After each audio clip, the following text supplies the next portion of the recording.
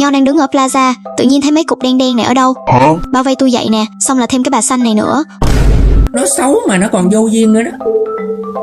Người ta xấu người ta còn dễ thương ha, người ta xấu người ta có cái duyên, còn này nó xấu mà nó vô duyên luôn, mà nó già nữa. Hồi nữa xuất hiện thêm bà da trắng. Trời đất ơi. Thấy cưng dữ he, để Nhon chọc mấy bả xíu cho vui nhà vui cửa.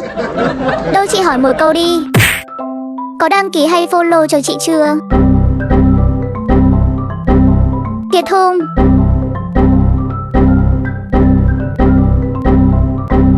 Đâu đưa chị coi.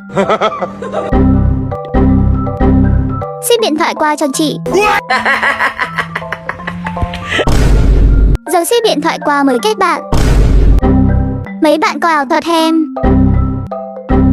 Bây giờ chị có một nè, rồi chị có một cây quạt. Sẵn sàng chưa? Nhon đến mất đây.